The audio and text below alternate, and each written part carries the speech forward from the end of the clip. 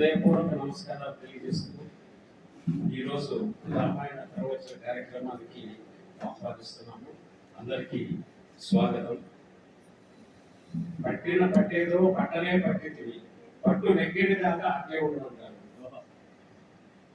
మన ప్రవచనకర్త శ్రీ బసవరాజు ఉపేంద్రరావు గారు అటువంటి పట్టుదలతో ఉండి నిన్న రాత్రి హైదరాబాద్ నుండి వచ్చి ఈరోజు ఇక్కడ ప్రవచనం మనకు చెప్పి మళ్ళీ తిరిగి వెళ్ళాల్సి ఉన్నది. అంటే ఈ సందర్భంలో వారిని ఈసారికి మనం పోస్ట్ పోన్ చేసుకుందామన్నా కూడా వారు ఎంతో ప్రేమతోని మనకు ఈ ప్రవచనాన్ని కొనసాగించాలని ఇచ్చేసి ఉన్నారు. సో అందువల్ల వారికి మనస్ఫూర్తిగా కృతజ్ఞతలు తెలియజేస్తూ వేదికలను తీసుకోవాల్సిందిగా ప్రార్థిస్తున్నాం.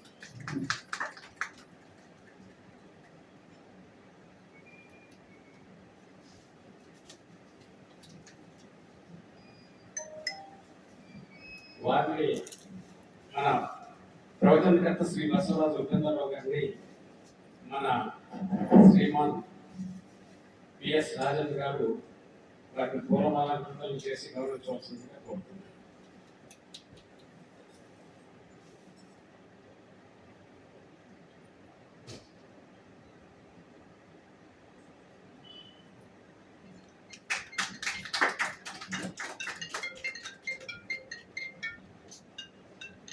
ఈ ప్రవచన కార్యక్రమం ప్రారంభించే ముందు ఒక భక్తి గీతంతో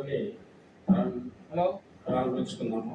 శ్రీ కామేశ్వరరావు గారు తమ గీతాన్ని ఆరంభిస్తారు.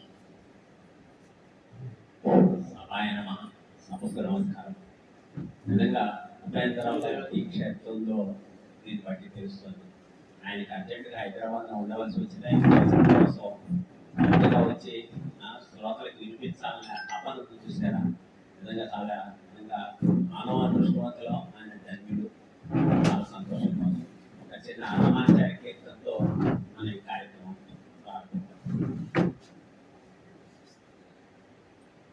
అంతయు నీవే హరి పుండరీకాక్ష చింతనాకు నీవే శ్రీ రఘురామ అంతయు నీవే హరి పుండరీకాక్ష చింతనాకు నీవే శ్రీ రఘురామ అంతయు నీవే హరి పుండరీకాక్ష కులమును నీవే గోవిందుడా కులమును నీవే గోవిందుడా నా కలిగయు నీవే కరుణానిధి కులమును నీవే గోవిందుడా నా కలిగయు నీవే కరుణానిధి కలుపును నీవే ధరణిధరా కలుపును నీవే ధరణిధరా నా నిలవును నీవే నీరజనాభ కలుపును నీవే ధరణిధరా నా నిలవును నీవే నీరజనాభ అంతయు నీవే హరి పుండరీకాక్ష చందనాకు నీవే శ్రీ రఘురామ అంతయు నీవే హరి పుండరీకాక్ష కనుమును నీవే దామోదరా కనుమును నీవే దామోదరా నా మదికియు నీవే మధుసూదనా కనుమును నీవే దామోదరా నా మనిషియు నీవే మధుసూదనా వినికియు నీవే విఠలుడా వినికియు నీవే విఠలుడా నా వెనక ముందు నీవే విష్ణుదేవుడా విధికియు నీవే విఠలుడా నా వెనక ముందు నీవే విష్ణుదేవుడా అంతయు నీవే హరి పుండరీకాక్ష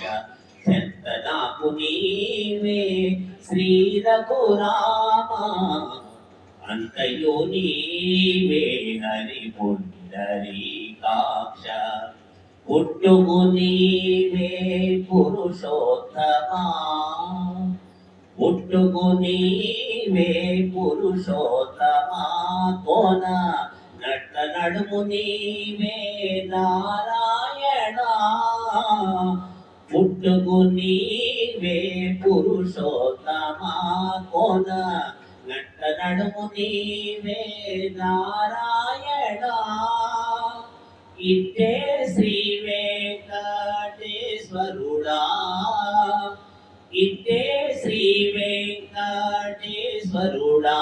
నాకు వెట్టద గతి ఇంక నీవే నీవే ఇట్టే శ్రీ వెంకటేశ్వరుడా నాకు నెట్టద గతి ఇంక నీవే నీవే అంతయు నీవే హరి పుండరీకాక్ష చెంత నాకు నీవే శ్రీ రఘురామ అంతయు నీవే హరి పుండరీకాక్ష చెంత నాకు నీవే శ్రీ రఘురామ శ్రీ రఘురామ శ్రీ రఘురామ.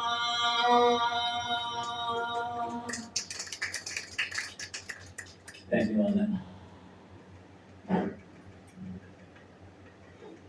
ఇప్పుడు ఆ శ్రీరామచంద్ర స్వామి మన ప్రవచనకర్త శ్రీ వసంతరావు ఉపేంద్రరావు గారి ఏం పలికిస్తారో శ్రద్ధగా విని ఆస్వాదించారు. జై సాయిరామ్. పరమేశ్వర స్వరూపమైనటువంటి సభకు నమస్కారం.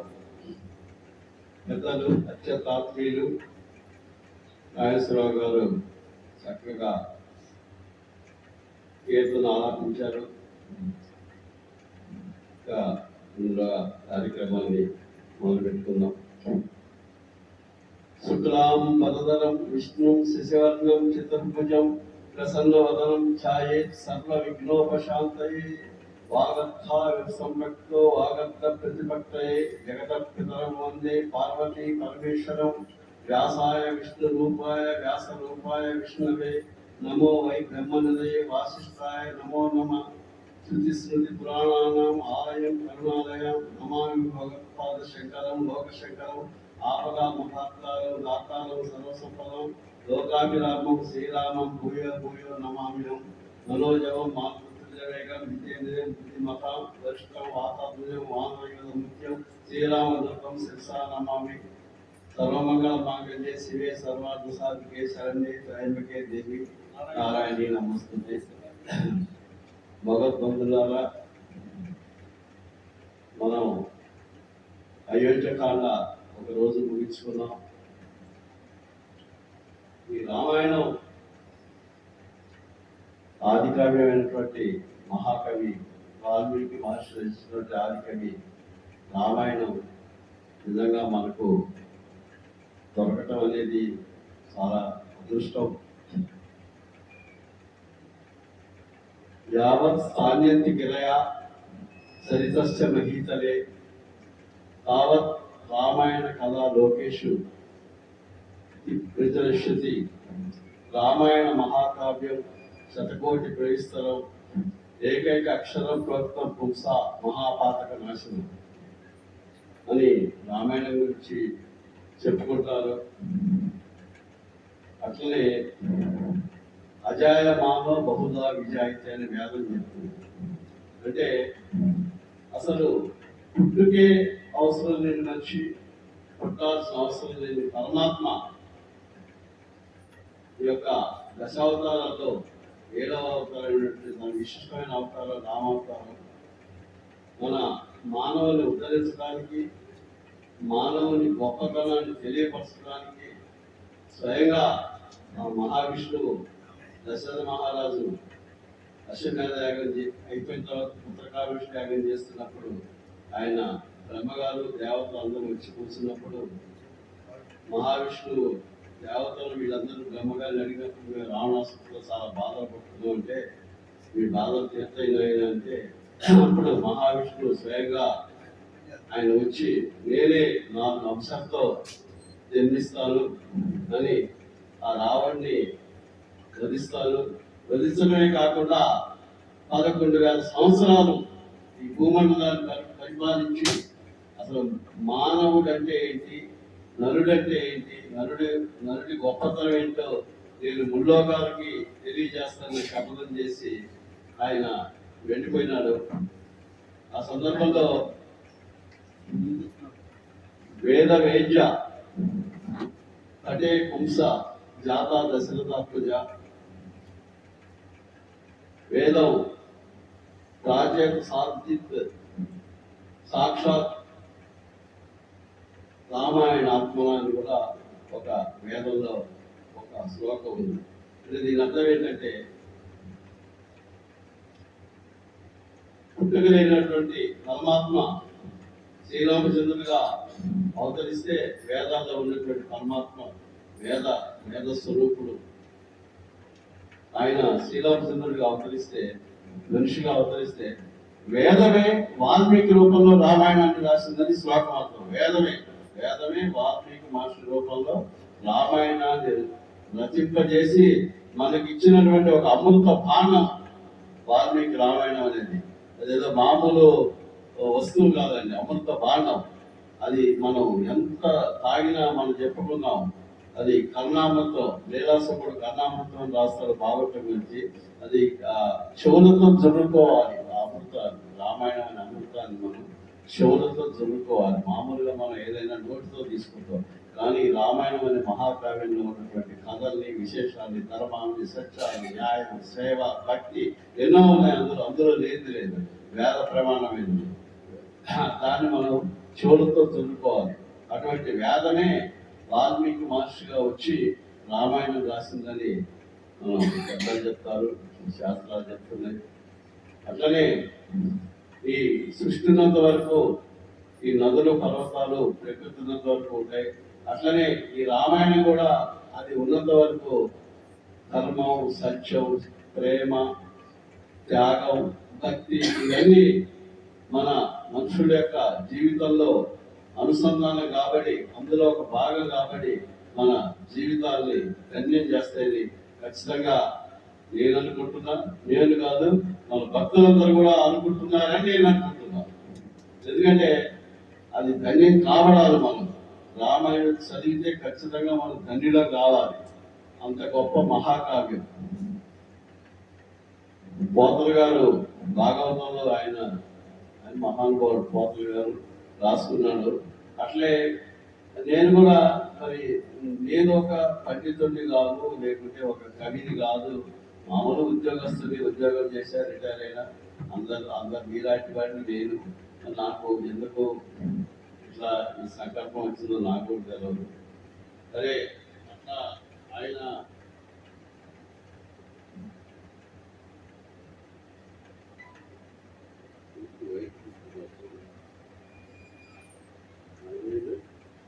అదే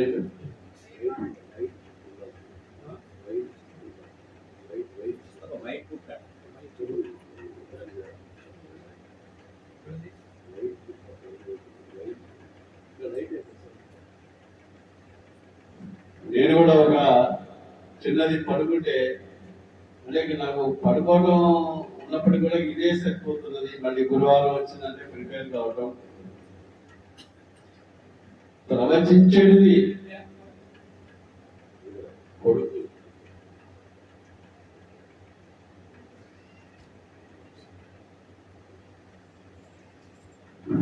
ప్రవచించేది శ్రీ రామాయణము,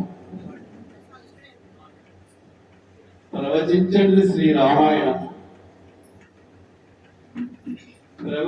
ప్రవచింపజేయ విభుడు రామభద్రుడు, ప్రవచించల కల వరకు కడు భక్తితో మమ్మల్ని అనుగ్రహించి ధన్యత నసుము రామచంద్ర అని నేను అంటే పోతన గారికి నాకు సంబంధమే లేదు.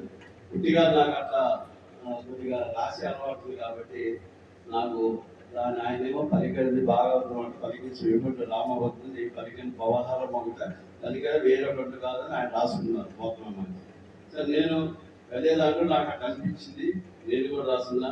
ఆ పోతనామాసి గారికి ఆ శ్రీకృష్ణ పరమాత్మని అందరికీ నమస్కారాలతో నాకు అనిపించి రాసుకున్నా. ఇకపోతే చెప్పుకున్న శ్లోకాలు దాంతోపాటు ఇంకో పెద్దలు ఇంకొకటి కూడా చెప్తారు. సమస్తతాయ శరణ్యాయ జగన్మంగళ మూర్తయ సీతాకాంతాయ రామాయ నిసర్గాత్మకేతయ అని జగన్మంగళ మూర్తి శ్రీరామచంద్ర ప్రభు.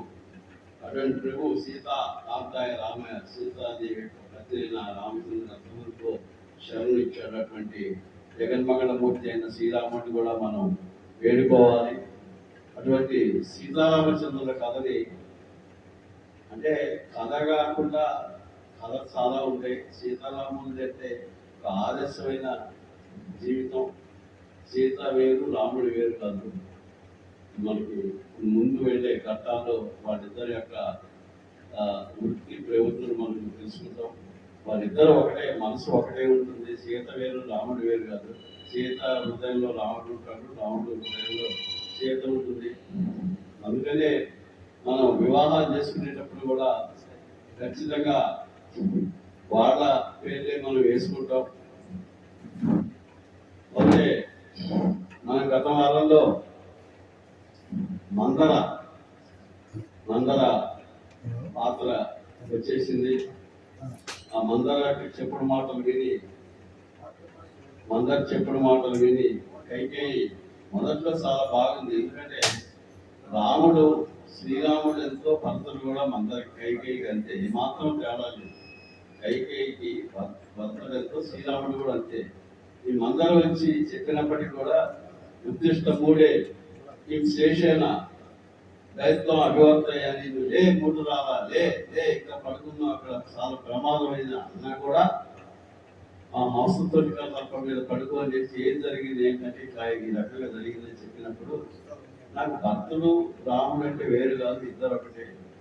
రాముడికి పట్టాభిషేకం అంటే నేను చాలా సంతోషిస్తున్నాను. ఒక నగనిస్తే నగని విసిపారేసి చాలా చెప్పిన మాట చాలా చెప్పింది.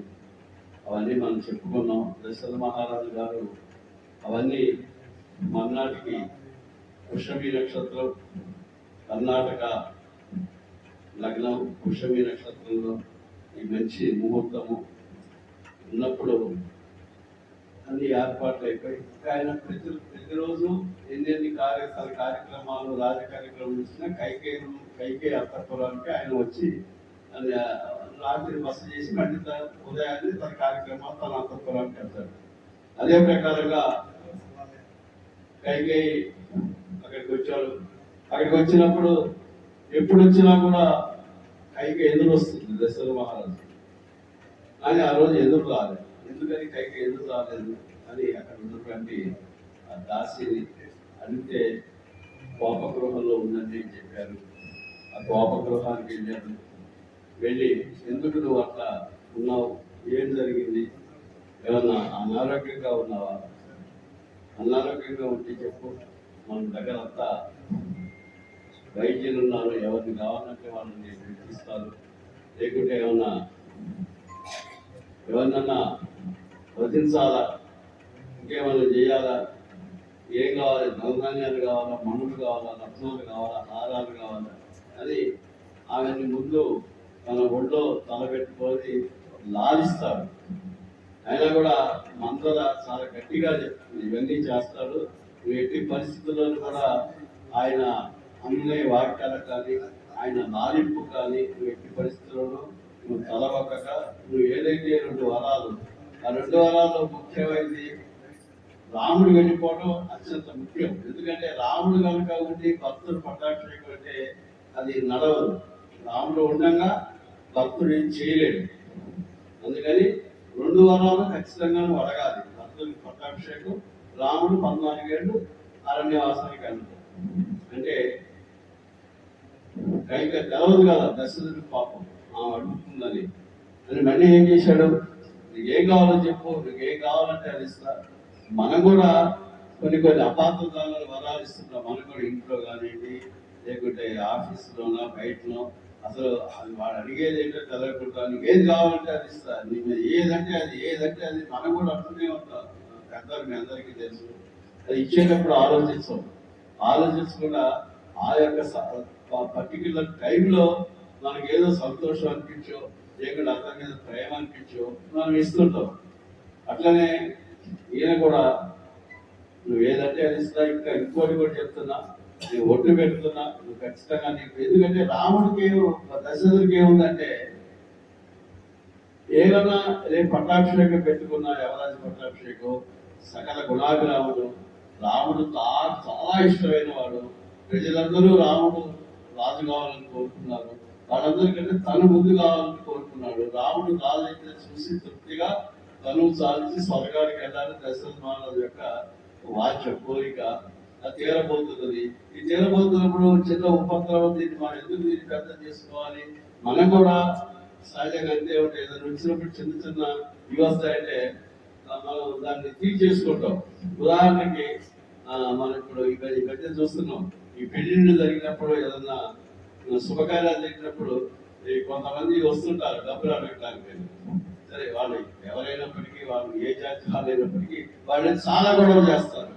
అప్పుడు ఏం చేస్తాం, ఎంతో కల్పించి వదిలించుకుంటాం మనం. ఎందుకు ఇంత శుభకార్యంలో వీళ్ళ గొడవ ఏంటారు అని నేను ఎంతో కల్పిస్తానంటే వాళ్ళ అంత తొందరగా పోరు వాళ్ళు. అయినా కూడా మనం వదిలించుకుంటాం, ఎందుకంటే అది మంచిది కాదు వాళ్ళతో గొడవ పెట్టుకుంటాం. అట్లే దశరథుడు కూడా ఏ ఆలోచించాడంటే, నేను హాయిగా పట్టాభిషేకం జరుగుతుంది, మళ్ళీ కైకేయి వరాలకు నేను ఇవ్వకపోతే బాధపడి మళ్ళీ ఏదన్నా గొడవ అవుతుందేమో అన్న ఉద్దేశంతో నేను ఇస్తాను, తప్పకుండా ఇస్తా, ఈ వరాలు 2 వరాలు ఇస్తా, నా రాముడి మీద ఒట్టు పెట్టుకొని చెప్తున్నా అంటాడు. చూడండి, రాముడి మీద ఒట్టు పెట్టుకొని చెప్తున్నా, నా 2 వరాలు నువ్వు కోరుకుంటూ ఇస్తా అంటాడు. ఇవి అడిగిందే రాముడిని వనవాసానికి పంపిస్తున్నాను. ఆయన మీద ఒట్టు పెట్టుకొని నేను నీకు వరాలు ఇస్తాను. ఏదో అంటారు కదా, సావకబులు సొంతగా చెప్పినట్టు నిమ్మలంగా చెప్పింది. ఏం లేదు, మీరు అప్పుడు దైవాసుర ఇంద్రుడికి యుద్ధంలో సహాయంగా వెళ్ళినప్పుడు తిమిధ్వజుడు అంటే శంబరాసుడు ఆ రాక్షసుని చంపినప్పుడు కైకేయికి రథం నడపడం కూడా ప్రావీణ్యం ఉన్నది, చాలా యుద్ధాల్లో కూడా ప్రావీణ్యం ఉంది. నేను మిమ్మల్ని కాపాడే, మీరు నాకు ప్రాణభిక్ష పెట్టినందుకు కాదు, 2 వరాలు నన్ను కోరుకోమంటే నేను అవసరం ఉన్నప్పుడు కోరుకుంటాను. ఇప్పుడు కోరుకుంటున్నా, ఆ 2 వరాలు మీరు ఇవ్వాలని ఇస్తాను. నా రావణ మీద చెప్పలేదు కాబట్టి అవుతా, మీరు మళ్ళీ ఇవ్వకపోతే అప్రదిష్ట పాలవుతారు. ఇక్ష్వాకు వంశం చాలా గొప్ప వంశం, ఎందరో మహారాజులు పరిపాలించారు. ఇక్ష్వాకుడు, రఘు, దిలీపుడు, కాకుష్యుడు, వీళ్ళందరూ పరిపాలించారు. అంబరీషుడు, నహుషుడు, మరి అటువంటి రాజులు పరిపాలించిన దాంట్లో మీరు కూడా గొప్పగా పరిపాలించారు. మీరు గొప్ప ప్రభువు, చాలా వేదాలు అన్ని చదివిన వాళ్ళు, చాలా ధైర్యవంతులు. దాదాపు ఎన్నో ఏళ్ల బట్టి ఈ కోసల రాజ్యాన్ని పరిపాలిస్తున్నారు. దాన్ని చాలా ఎక్కువగా అభివృద్ధి కూడా చేశారు, దాన్ని విస్తరింపజేశారు. సామంతరాజు వల్ల మీరంటే చాలా భయం, ప్రేమ అన్నీ ఉండేది. కాబట్టి మీరు మళ్ళీ ఆడి తప్పకూడదు. ఆడి చెప్పినట్లయితే అది మళ్ళీ అధర్మం అవుతుంది. మళ్ళీ మీకున్నటువంటి ఆ ధర్మ నిరతి, ధర్మం అన్నీ నశించిపోతాయని బాగా ఆయన్ని కొద్దిగా నిరకారణంలో పడేసింది. ఆయన కూడా అదేముండదు, నేను తప్పకుండా ఇస్తాను అని ఆయన కూడా చెప్పడం జరిగింది. అంతే సింపుల్గా చెప్పేసింది. రేపు ఇదే ముహూర్తానికి ఇదే ఏదైతే సంభారాలు తెచ్చారో ఈ సంభారాలతో నా కొడుకు భర్తకి పట్టాభిషేకం జరగాలి. తర్వాత రాముడు వెంటనే అప్పుడే 14 సంవత్సరాలు వనవాసానికి వెళ్ళిపోవాలి. నార చీరలు కట్టుకొని, జటాజుటాలు పెట్టుకొని వనవాసానికి వెళ్ళిపోవాలి. అది ఆ 2 కోరికలు. ఆ 2 కోరికలు కోరగానే నిజంగా మీరు కూడా ఆలోచించండి. మనం ఆలోచిద్దాం. వాడు మనిషిగానే ఉన్నాడు, రాముడు మనిషిగానే. దశరథుడు ఎట్లయినా మనిషి అనుకోండి, నరుడే. రాముడు పరమాత్మ అవతారమైనా నరుడుగానే ఉన్నాడు. కానీ ఈ కైకేయి ఆ వరం అట్లా చెప్పినప్పుడు ఇంకొకరు అయితే నిజంగా గుండె ఆగి చచ్చిపోతారు, డెఫినెట్ గా చచ్చిపోతారు. ఎందుకంటే అసలు అల్లారు ముద్దుగా పిలిచినటువంటి రాముడు ఎంతో పిల్లలు లేకపోతే ఆ కౌశల్యమంతా నిజంగా మనం దండం పెట్టాలమ్మా కౌశల్యమంత. ఎందుకంటే చాలా సత్వగుణ సంపన్నురాలు, నిరంతరం పూజలు, విప్రులకి బ్రాహ్మణులకి దాన ధర్మాలు, హోమాలు, యజ్ఞాలు అన్ని ఇవే అదే పని. ఆ ఒళ్ళో పని లేదు. దశరథుడు కూడా ఆమె సరిగ్గా చూడలేకపోయాడు. ఎందుకు చూడలేకపోయాడు అంటే కైకవల్ని చూడలేకపోయినాడు. ఆమెతో ఎక్కడ మాట్లాడితే ఏమవుతుందని భయంతో ఉండేవాడు. ఇప్పుడు కైకతోనే ఎక్కువ ఉండేవాడు. కైక అంటే చాలా ఇష్టం దశరథ మహారాజుకి. ఆమెకి ఎంతో లేక పుట్టినటువంటి రాముడు ఆ వనవాసాలకు పంపించినప్పుడు పూర్ణ షోడశ ప్రాయం అంటే 16 ఏళ్ళు కూడా నిండలేదు. విశ్వామిత్రుడితో పంపిస్తే కొంతకాలం అక్కడే జరిగిపోయింది. పెళ్లి చేసుకొని వచ్చాడు, చక్కగా ఉన్నాడు అనుకుంటే మళ్ళీ 14 సంవత్సరాలు అడవికి వెళ్తున్నాడు. ఏం ఆనందం ఉంటుందో ఆ తల్లికి చెప్పండి. మనకు మట్టుకుంటుందా? మన పిల్లవాళ్ళు ఇక్కడ ఉన్న వాళ్ళలో అందరూ సగం మంది 30 మంది అమెరికాలో పిల్లలు ఉన్నవాళ్ళే. వెంకటేశ్వరరావు గారు కానీ, కాళేశ్వరరావు గారు కానీ అందరికీ. మన పిల్లలు అమెరికాలో ఉంటే మనకు రాకపోతే ఎంత దిగులు చెందుతాం. వాళ్ళు వచ్చి మళ్ళీ పోతుంటే ఎంతో దిగులు చెందుతారు. మరి ఎప్పుడు వస్తారో ఏంటో, అమెరికా పోయినారు, మనం పోలేము, వాళ్ళు రాలేదని చాలా మదన పడుతుంటారు. నేను కూడా మదన పడుతుంటాను. నా 2 పిల్లలు బయట ఉన్నారు కాబట్టి. మరి 14 ఏళ్ళు అందులో బయట ఉన్నటువంటి మన పిల్లలకి గురించి అంత మనాది అక్కడ. ఎందుకంటే ఇక్కడికైతే సౌకర్యం ఉన్నారు అక్కడ పెద్ద ఏళ్లలో అన్ని సౌకర్యాలు. పాప రావుడు ఏంటి మాంసతుడిగా తల్పాలు పొద్దున్నే వాళ్ళ వద్యమాగదులు సుప్రభాతంతో లేపుతారు. అంతా అసలు అంతఃపురం ఎట్లా ఉంటుంది? కైలాసపురం శిఖరంలాగా మండు పొదిగి ఉంటుంది రావుల వారి అంతఃపురం. వర్ణించిన అలాగే కాదు. అటువంటి అంతఃపురంలో మాంసతుడిగా తల్పాల మీద సీతమ్మ తల్లితో ఉన్నవాడు అడవుల్లో, ఆ భయంకరమైన అడవుల్లో వెళ్ళి కందమూలాలు తిరుగుకుంటూ ఆ నారజీలను కట్టుకొని ఏంటి ఎంత మారిపోయిందో చూడండి. అది ఉండగలటువంటి దశరథుడికి ఎంత బాధ ఉంటుంది తండ్రికి. మనకు కూడా మన పిల్లవాళ్ళకి జ్వరం తగ్గుతుంది చాలా బాధపడతాం. మనం పిల్లగాళ్ళకి కొడుకులకు కానీ మనవాళ్ళకి కానీ జ్వరం తగిలిందంటే, వాడికి ఆరోగ్యం బాగాలేదంటే, దూర ప్రదేశంలో ఉన్న వాడికి ఏదో చాలా బాధపడతాం. మనాన్ని పెడతాం. అట్లయింది, ఆ దేవుడిని మొక్కుంటాం, ఈ దేవుడిని మొక్కుంటాం, చాలా వాకప్ చేస్తాం కొందరు తగ్గిపోవాలని. మరి అసలు 14 ఏళ్ళు 14 ఏళ్ళు అంటే మామూలు విషయం కాదు. 14 ఏళ్ళు కనపడకుండా వెళ్ళిపోతున్నాడు అంటే చాలా చెట్టు మొదలైన వృక్షంలా పడిపోయినాడు. చెట్టు నలిపితే పడిపోతే అట్లా పడిపోయినాడు. సంజయ్ కోల్పోయినాడు. మళ్ళీ కాసేపు 10 నిమిషాల తర్వాత మళ్ళీ తిరిగి తెచ్చుకొని ఇప్పటిదాకా చాలా బతిలాడాడు. కైకేయి చాలా, నిన్ను కైకేయి ఎందుకు ఇంత వరాలు కోరావు? నీకేం చేశాడు రాముడు? నీకేం కావాలో చెప్పు, నా రథ చక్రాలు ఎంతవరకు తిరుగుతుందో భూమండలం అంత భూమి నీకు ఇస్తా. నేను కౌశల్యను వదులుకుంటా, సుమిత్రను వదులుకుంటా, లక్ష్మణ్ని వదులుకుంటా, ఎవరినైనా వదులుకుంటా. రాముడిని వదులుకోలేను కైక, రాముడిని నేను వదులుకోలేను కైక. నువ్వు వదిలిపెట్టావు ఆ వరాన్ని మార్చుకోకైక. రాముడిని విడిచిపెట్టిన ఒక క్షణం కూడా ఉండలేదు కైక. నేను చచ్చిపోతా కైక, నేను ఎక్కువ కాలం బతకను కైక అని ఎంత ప్రాధాన్యపడ్డాడు. అయినా కూడా భాషలు మనసు కలగలేదు. ఎందుకంటే అక్కడ మంగళ బోధ చాలా ఎంత గట్టిగా ఇంజెక్ట్ చేసిందంటే మైండ్లో, ఇక అసలు ఇక అంతే, ఇక అదే తిరుగుతుంది ఆవిడకి అని బాగా చచ్చిపోయినాడు. ఎన్నిసార్లు కింద పడ్డాడు, పొర్లేడు. పాదాల మీద ఒక రాజు గారు, మహారాజు అండి, దశరథ మహారాజు అంటే మామూలు వ్యక్తి కాదు. కొన్ని వేల సంవత్సరాలు పరిపాలించినటువంటి రాజు, అటువంటి మహారాజు కైకని ఆ తలకాయ కాళ్ళ మీద ఆనించడానికి పోతే ఆమె దూరం తీసుకుంది అని కైకే ఉంది. దుర్మార్గుడా, చూడండి ఎంత మాటలు, దుర్మార్గుడా, దుర్మతి, నువ్వు కౌశల్యతో కులుకుతూ శ్రీరాముడికి యువరాజు పట్టాభిషేకం చేసి మమ్మల్ని అనాథాలు చేద్దాం అనుకున్నావా? నన్ను నా కొడుకుని దుర్మార్గుడా, దురాత్మ, ఇదే దురాత్మ అని పదం మాట్లాడు మహర్షి. అంటే చూడండి ఎంత మాట మాట్లాడిందో భర్తని. దురాత్మ, దుర్మార్గుడా, నువ్వు కౌశల్యతో కొలుకుతూ చక్కగా రావుడికి పట్టాభిషేకం చేసి మాకేం లేకుండా చేద్దామనుకున్నావా? అదే కుదరదు. నువ్వు ఈ 2 వారాలు ఇవ్వాల్సిందే. నువ్వు ఇవ్వలేదనుకో నేను ఇక్కడే విషయం తాగి చచ్చిపోతా.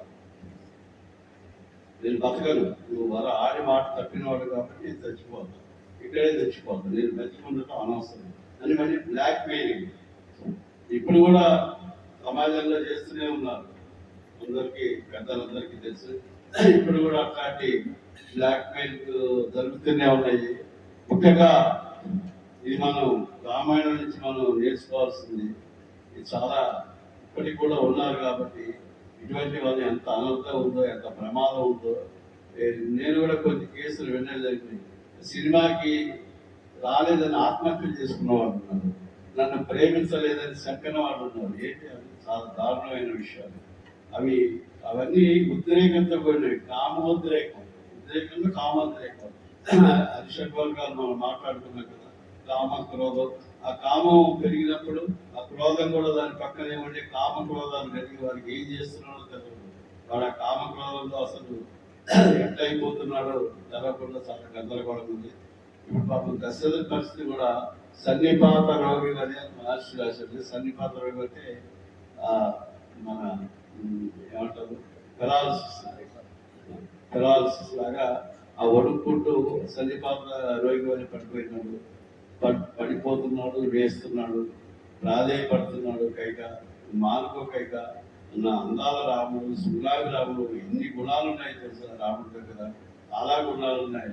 సతునిత్యం ప్రశాంతాత్మ, సతునిత్యం ప్రశాంతం, మృదు పూర్వచ్చ భాషసే, ఉచ్చ నామోపి పరుషం నూతన ప్రతిపత్తి. ఆయన అన్ని గుణాలు ఉన్నాయి రాముడికి. సకల గుణాభిరాముడు. తర్వాత ఇంకో రాముడు సత్యవాన్, వీర్యవాన్, హితభాషి, పూర్వభాషి. ఈ పూర్వభాష అనేది మనం అందరం తెలుసుకోవాలి. చాలా ఇంపార్టెంట్. రాముడు అప్పుడే పూర్వభాషి. ఎందుకంటే గుణాలు చెప్తుంటాడు. దశరథ మహారాజు కైకేయి చెప్తాడు. పూర్వభాష అంటే ఏంటంటే మనం ఇప్పుడు వెళ్తుంటాం. మనం ఇప్పుడు ఇద్దరు ఒక ఆఫీసర్ కానీ తెలిసిన వాళ్ళు కానీ నేను వెళ్తుంటా. వారికి ఎక్కడ నమస్కారం పెట్టాల్సి వస్తుందో దానికి ఎందుకు చెప్పుకోవడం పక్కకి జనరల్ గా జరుగుతుంటాయి. సహజంగా మీరు దయచేసి అందరు పెద్దవాళ్ళు ఇట్లాంటి సంఘటనలు మీకు కూడా తప్పపడి ఉంటాయి. రాగానే మనం చిన్నవాడని పెద్దవాడు నమస్కారం సార్ బాగున్నారని వీళ్ళు అన్న ముందు వాళ్ళు అన్న తర్వాత వీళ్ళంతా ప్రయత్నం చేస్తారు. చాలా వరకు ముఖ్యంగా ఏంటంటే వీళ్ళు తన కింద పనిచేసేవాళ్ళు లేకుంటే తనకంటే చిన్నవాళ్ళు కనపడితే వీళ్ళు నమస్కారం పెట్టడం. వాళ్ళు పెట్టిన తర్వాత పెట్టలేరు. అట్లా ఇద్దరు పోతుంటారు. ఆయన పెట్టడు, ఈయన పెట్టడు. ఇగో అన్నమాట. అయితే శ్రీరాముడు పూర్వభాషి. ఎవరు కలపట చిన్నపిల్లలు కానీ స్త్రీలు కానీ పెద్దవాళ్ళు కానీ ఆయన ముందు ఆయనే పలకరించేవాడు. పూర్వభాషి గొప్పవాళ్ళు చూడండి. అది మనం ఆదర్శంగా తీసుకోవాలి. ఎవరు కలపడ్డా మనం పలకరియాలి. వాళ్ళు పలకరిస్తే మంచిదే. వాళ్ళు పలకరించకపోయినా కొంతమంది ఇలే కూర్చుంటారు. ఇక్కడ వీళ్ళు కూర్చుంటాడు, అక్కడ ఆయన కూర్చుంటాడు. ఆయన పలకరించి ఈయన పలకడు. ఆయన పలకరిస్తే నేను పలకరియాలని నేను పలకరిస్తే ఇద్దరు అట్లా మంకు పట్టుకొని కూర్చుంటారు. కానీ చాలా తప్పు. రామాయణంలో మనం నేర్చుకోవాల్సింది పూర్వభాషి. ఆయన ఎవరినైనా పలకరించేవాడు. క్రోధం అనేది లేదు, కోపం అనేది లేదు. సత్యవాన్, వీర్యవాన్. వీర్యవాన్ అంటే ఎక్కువ సంస్కృతంలో వీర్యవాన్ అనే పదం వాడుతుంటారు. వీర్యవాన్ అంటే మహాబలవంతుడు.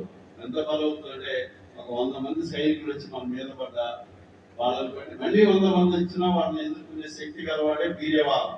మామూలుగా వీరులు ఉంటారు. వీర్యవాన్ అంత గొప్ప బలశాలి. అటువంటి రాముడు ఏం చేశాడని నువ్వు ఆ రోజు పొందుతున్నావు. కైక మానుకో, వరాన్ని మానుకో. నిన్ను ఎంత గారాభంగా చేశాను. నిన్ను ఎంత మంచిదాన్ని మొదట్లో ఇంత దుర్మార్గులా అనుకోరా. కులానికి చెడగొట్టేవారి మనం మాట్లాడుతుంటే ఆయన కూడా మాట్లాడాడు. నువ్వు ఇక్షాకు వలసలు చెడగొట్టావు, అటు మీ కైకేయ వలసలు కూడా చెడగొట్టావు అని చాలా పరుషంగా మాట్లాడినా. ఎంత మాట్లాడినా కూడా ఆమె ఏ మాత్రం కూడా తగ్గలేదు. అట్లనే ఆయన ఏం చేశాడు? ఇక ఇప్పటికే 3 సాములు అయిపోయింది. రాత్రి ఇంటికి వచ్చి అట్లే నేల మీద మహారాజు గారు అట్లా ఎప్పుడు కింద నేల మీద పడుకోకూడదు, కూర్చోకూడదు. అది రాజధర్మం. కొంతమంది కొన్ని ధర్మాలు ఉంటాయి. అట్లా ఏం చేస్తారు? పడుతూ అట్లనే ఉన్నాడు, సొమ్మసిలిపోయినాడు. అప్పటికి తెల్లవారిపోయింది. అటు ఇటుగా తెల్లవారినప్పటికన్నా పట్టాభిషేకం జరగాలి, యువరాజు పట్టాభిషేకం జరగాలి. అక్కడ వశిష్ఠుల వారు అన్ని ఏర్పాట్లు చేశారు, మొత్తం ఏర్పాటు చేశారు. అది ఒక భద్రగజం తెప్పించారు, అశ్వం తెప్పించారు, సింహం కూడా వచ్చింది, 4 గుర్రాలు వేరు జాతి అశ్వాలు కలిగినట్టు బంగారు రథం వచ్చింది, ఒక బంగారు కొమ్ముతో వృషభం వచ్చింది, గంగా జలాలు వచ్చినాయి, తర్వాత దుప్పి కొన్ని వచ్చింది, ఔదంబర వృక్షంతో తయారైనటువంటి భద్రపీఠం వచ్చింది, 8 మంది కన్యలు వచ్చారు, సంగీతం కారులు వచ్చారు, నాట్యకారులు వచ్చారు, పురోహితులు వచ్చారు, బ్రాహ్మణులు వచ్చారు, పేరాలు, పూలు, దానికి అన్ని ద్రవ్యాలు, మొత్తం ద్రవ్యాలు వచ్చి సిద్ధంగా వచ్చారు సంభారాలు వేదిక మీద. వశిష్ఠుల వారు వచ్చారు, సుమంతుడు వచ్చాడు. వందే భాగవతం ముందు వచ్చి రాజుకి సుప్రభాతం కొంత కైకేయంలో ఉందని అందరికీ తెలుసు, కైక దగ్గరే ఉంటాడు. అక్కడి నుంచి తన తప్పడానికి వస్తాడు. వచ్చిన తర్వాత వశిష్ఠుల వారు సుమంతుడితో చెప్తాడు, మరి దశరథ మహారాజు గారు రాలేదు, సూర్యోదయం అయిపోతుంది, పట్టాభిషేకం చేయాలి, నువ్వు వెళ్ళి మహారాజు గారిని తీసుకుందా చెప్పంటే సుమంత్రుడు వెళ్ళాడు. సుమంత్రుడు ముఖ్యమంత్రి, ఆయన కూడా చాలా దశరథ మహారాజు చాలా ప్రధానమంత్రి లాంటి వాడు. 8 మంది మంత్రుల్లో ఈయన ప్రధానమంత్రి, ఆయన రథసారథి. వెళ్ళి అక్కడ చూశాడు. చూస్తే అక్కడ వాతావరణం చాలా భిన్నంగా ఉంది. సుమంత్రుడికి ఏంటంటే ఆయన ఎవరు ఆపరు ఎక్కడికి పోయినా, ఎందుకంటే ఆయనకు ఆ ఇది ఉన్నది. కొంతమంది మనం కూడా చూడకపోతే ఎవరు ఆపరు. ఆఫీసుల్లో కూడా ఆ వ్యక్తిని బట్టి కొన్ని ఉంటాయి, అక్కడ ప్రోటోకాల్, ఎవరు ఆపరు, ఎక్కడ ఆపరు. అంటే సుమంత్రుడిని కూడా ఎవరు ఆపరు. సుమంత్రుడు లోపలికి వెళ్ళాడు. లోపలికి వెళ్ళి దశరథ మహారాజు గారిని చూస్తే పడిపోయి ఉన్నాడు, నేలపై పడిపోయి ఉన్నాడు. రాజా ఇట్లా మరి పట్టాభిషేకం సమయం ఆసనం అవుతుంది, ఆయన ఏం మాట్లాడలేదు. అప్పుడు కైకి కూడా అక్కడే ఉంది, మందరం లేదు, కైకి కూడా ఉంది. రాజుగారు నాకు ఆజ్ఞ ఇచ్చాడు, Sumantra. I didn't understand. Hello, నువ్వు అర్జెంటుగా వెళ్ళి రావణ్ణి తీసుకురా అని చెప్తాడు. నువ్వు అర్జెంటుగా వెళ్ళి రావణ్ణి ఇక్కడికి తీసుకురాని, పైగా ఇది ప్రభు ఆజ్ఞ ఉంటుంది. అంటే ఇప్పుడు ప్రభు చెప్పింది భార్య చెప్పినా కూడా ఆజ్ఞ కింద తీసుకుంటారు. ఆ మహారాణి, భార్యలు వేరు, ఆ మహారాణి అందులో దశరథ మహారాజు చాలా ఇష్టమైన ధర్మపత్ని. ఇది ఆజ్ఞ, ప్రభు ఆజ్ఞ, వెంటనే రాముడి ఇక్కడికి తీసుకురా పోయారు. సుమంతుడు ఏమిటి ఆలోచించి మళ్ళీ వెళ్ళి మళ్ళీ ఆయన దగ్గరికి పోయినాడు. దగ్గరికి పోయి చూస్తే ఆయన అంతా అచేతనంగా ఉన్నాడు. ప్రభు మరి ఇట్లా యువరాజు పట్టాభిషేకం ఉన్నది, కైకమ్మ ఇట్లా చెప్పింది కదంటే, కైకమ్మ చెప్పినది నువ్వే రాముడిని తీసుకురా అంటాడు. సరే, వెంటనే సుమంత్రుడు ఎట్లా వెళ్ళాడంటే మహర్షి చెప్తాడు, సముద్రంలో మొసలి పోయినట్టు రాముడు వారి. అంటే సముద్రంలో మొసలి ఎట్లా పోతుంది, చాలా స్పీడ్గా పోతుంది, అంతే కదా, భూమి మీద పోలేదు. సముద్రంలో మొసలి అయితే ఎట్లా పోతుందో అట్లా సుమంత్రుడు రాముడు వారి మధ్య అంతఃపురం అసలు ఇట్లా తెగరగలాడుతూ కాంతులతో కైలాస శిఖరంలాగా బంగారు, అన్ని బంగారు పోతలతో తలుపులు కానివ్వండి, తల్పాలు కానివ్వండి, ఆసనాలు కానివ్వండి, అందరూ ఆయన ముందు అందరూ మరి ఎట్లయితే రక్షక పట్టుకుంటారో కాపలాదారులు, కొన్ని కాపలాదారులు కొన్ని అస్త్రాలు పట్టుకొని మొత్తం ఆ ద్వారాలను తీసుకొని సుమంత్రుడు వెళ్ళి సీతమ్మారు కూడా అక్కడే ఉంది. ఇట్లా చెప్తాడు, సుమంత్రుడు వచ్చాడు, రాముల వారికి చెప్పండి అని అక్కడ ఉన్న వాళ్ళకి చెప్తే రాముల వారు వెంటనే లోపలికి ప్రవేశపెట్టమంటే సుమంత్రుడు వెళ్ళి విషయం చెప్పాడు. ఏం చెప్పాడు రాముల వారికి, మీ నాన్నగారు దశరథ మహారాజు వెంటనే తోడుకొని రమ్మన్నారు అని చెప్పాడు. ఆయన ఏమన్నారు సీతమ్మ వారితో, నాన్నగారు కైకేయి ఇద్దరు సంభాషించుకొని ఉంటారు నా పట్టాభిషేకం గురించి. చాలా సంతోషకరంగా ఉంది నాకు. సీత, నేను వెళ్ళి వస్తాను, చక్కగా పట్టాభిషేకం కొంత సమయంలో జరగబోతుంది, నాన్నగారు ఏదో మాట్లాడాలి అని నమ్మనుంటారు, నేను వస్తాను. సీత కూడా సరే అని చెప్పి ఆమె కూడా చాలా సంతోషంగా ఉంది. ఎందుకంటే భర్తకి మంచి ఒక, మనం కూడా ఉద్యోగాలు చేసినప్పుడు భర్తకి ఒక పదోన్నతి లభించినప్పుడు, భర్తకి ఒక ప్రమోషన్ జరిగినప్పుడు చాలా సంతోషపడతారు. అసలు ముందు భర్తకే చెప్తాడు, భార్యకే చెప్తాడు. ఆ భర్త వచ్చి భార్యకే చెప్తాడు, ఎందుకంటే భార్యకే చెప్పాలి ఫస్ట్. ధర్మం కూడా అది, పిల్లల కంటే కూడా సహధర్మచారిణి, అన్నింటిలో ధర్మార్థ కామమోక్షాల్లో తనకు నేరగా ఉండేటటువంటిది భార్య. మన జనక మహారాజు చెప్తాడు, ఇయం సుత మమ సీత, ఇయం సీత మమ సుత సహధర్మ చరిత అని చెప్తాడు. అన్నింటిలో మనకి అండగా ఆలంబనంగా ప్రతి పెళ్ళిలో మనకు రక్షగా ఉండేది భార్య. దయచేసి అది గుర్తుపెట్టుకోవాలి అందరూ. ఇంకోటి ఏంటంటే ఆ గృహం కూడా ఇల్లాలు, భార్య ఉంటేనే గృహం. భార్య గృహం గృహిణి గృహం వచ్చేది అంటారు. భార్య ఉంటేనే ఇల్లు, భార్య లేకపోతే ఇల్లే కాదు. మగవాడు ఉన్నప్పటికీ కూడా భార్య ఉంటేనే ఆ ఇంటికి అందం, కళ, శోభ అన్నీ వస్తాయి, అన్నీ సమకూరుతాయి. అందుకని గృహిణి గృహం వచ్చేదే అంటారు. అంటే గృహిణి అంటారు కానీ మగవాడి పేరు అంటారు.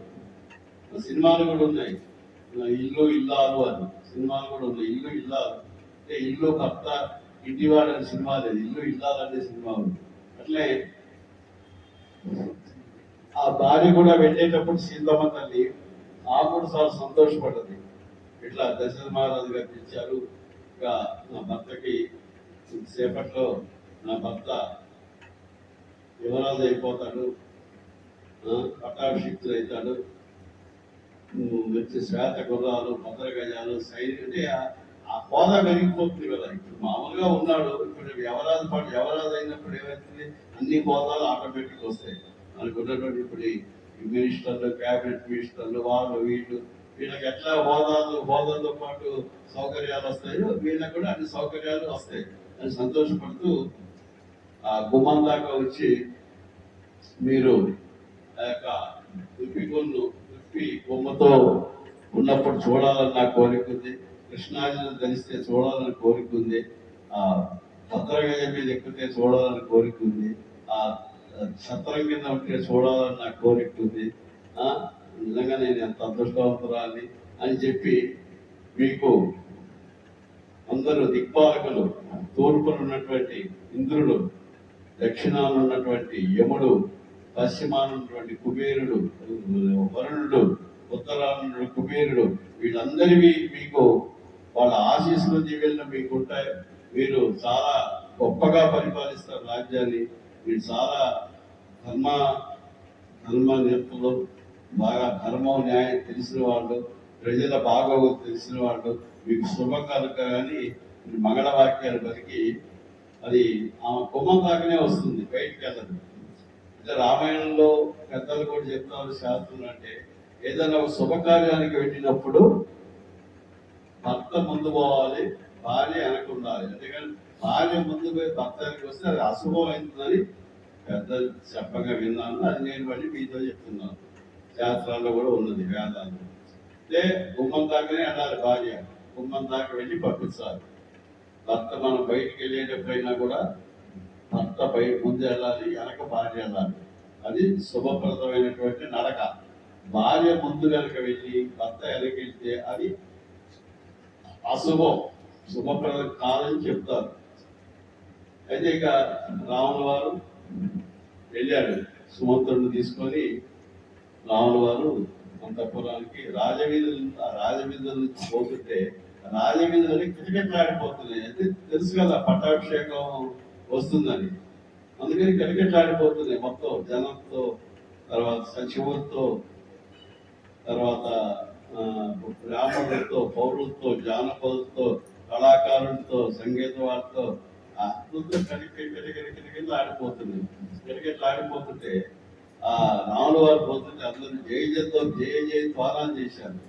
జయ జయ ద్వారాలు చేసి ఏం చేశారు, ఇక మా రాముడు యువరాజు కాబోతున్నాడు, మా రాముడు యువరాజు కాబోతున్నాడు.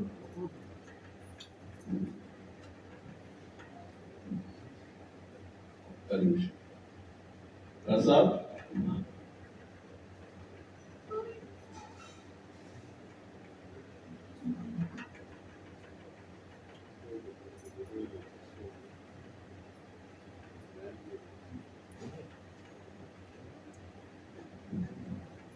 అయితే రాజవీధులు క్రికెట్ ఆడిపోతున్నాయి, పతాకాలు ఎగురుతున్నాయి.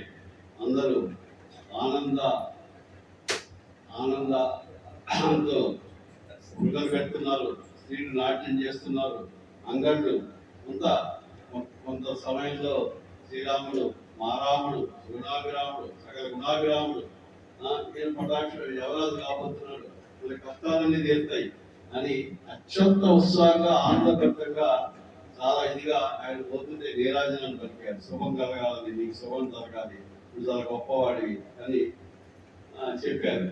చెప్పిన తర్వాత సుమంత్రుడు రాముడు కలిసి దశరథ మహారాజు కైకేయి అంతఃపురానికి వెళ్ళారు. వెళ్ళిన తర్వాత చెప్పారు సుమంత్రుడు, ఇట్లా శ్రీరాముడు చెప్పాడు, ఇట్లా శ్రీరాముడు వచ్చాడు, నాన్నగారికి చెప్పండి అని చెప్పాడు. చెప్తే శ్రీరాముడు ఏం చేశాడు, సుమంత్రుడిని పిలిచాడు. దశరథుడు సుమంత్రుడిని పిలిచి, నువ్వు రాముడిని అప్పుడే తీసుకురావు. సుమంత్ర, నీకు తెలుసు కదా, నా భార్యలు 300 మందిని 350 మందిని పిలిపించారు. 350 మంది భార్యలు దశరథ మహారాజు. ముగ్గురు ధర్మపత్నులు. ఆ ధర్మపత్నులే కౌసల్య, సుమిత్ర, కైకేయి. వాళ్ళు భార్యలు, వాళ్ళకి హోదా తక్కువ.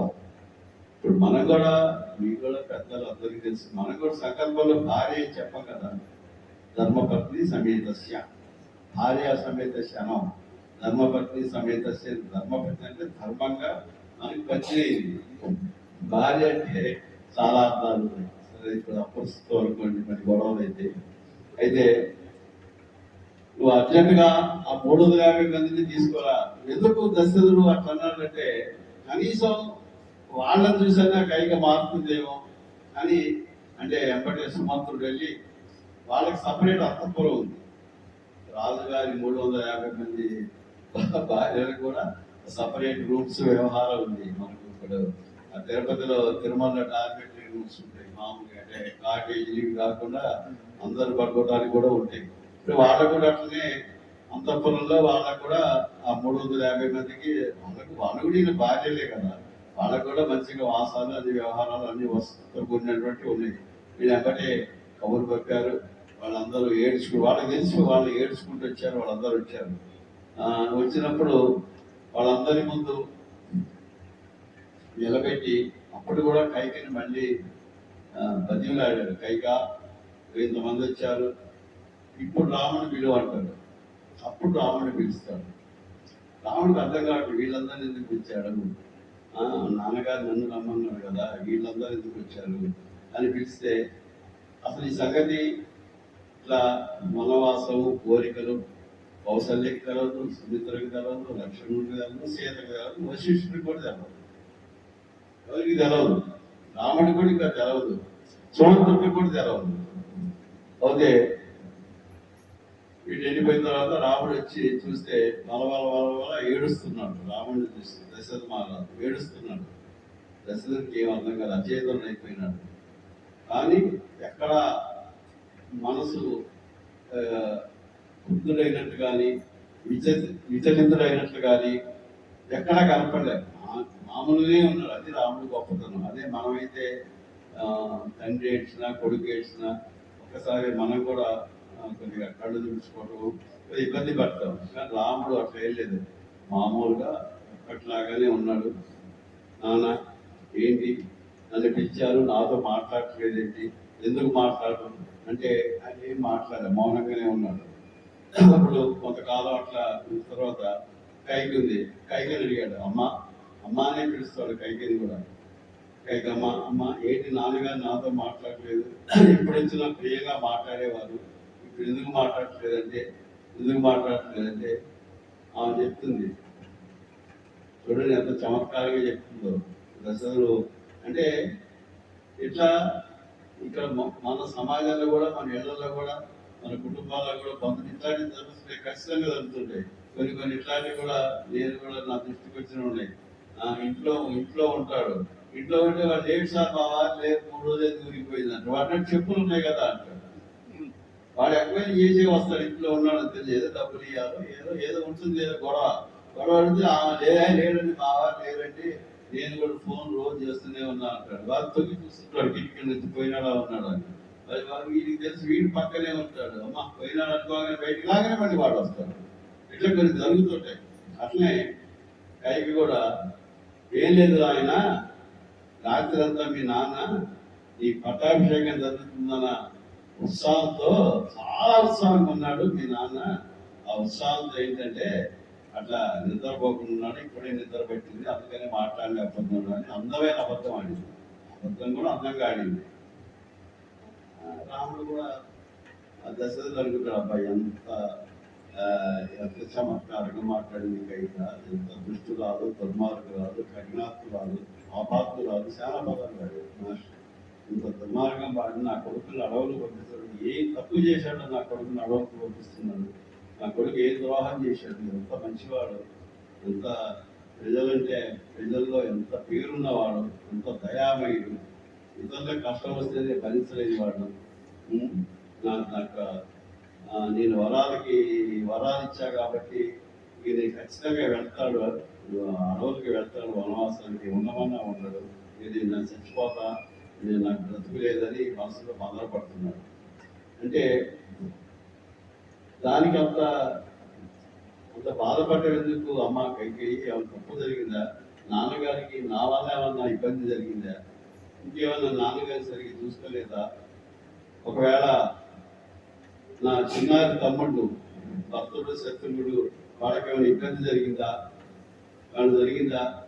చెప్పమ్మా ఒకవేళ నా వల్ల నాన్నగారికి ఏమైనా ఇబ్బంది జరిగితే, నా వల్లే నాన్నగారు మాట్లాడట్లేదు చేయట్లేదంటే నేను ఇక్కడే విషయం దాకా చచ్చిపోతామా చెప్పు, నా వల్ల ఇబ్బంది జరిగిందంటే ఆయన ఎవరి వల్ల ఏ ఇబ్బంది జరగలేదు, మీ నాన్న బాగానే ఉన్నాడు, మీ నాన్నకి ఏం కాలేదు, ఒకటే బాధ, నువ్వు వెంటనే నేను 2 వరాలు కోరా, భక్తులకి పట్టాభిషేకం, వాళ్ళ నాన్నకి వెళ్ళిపోవాలి, నువ్వు ఎంత తొందరగా వెళ్ళిపోతే మీ నాన్న అంత తొందరగా స్నానం చేసి అన్నం తింటాడు, టిఫిన్ చేస్తాడు, ఇడ్లీ అని తెలుసు, నువ్వు ఎంత తొందరగా పోతున్నావు ఉన్నంత వరకు ఆయన లేవాడు, స్నానం చేయడు, అన్నం తింటాడు.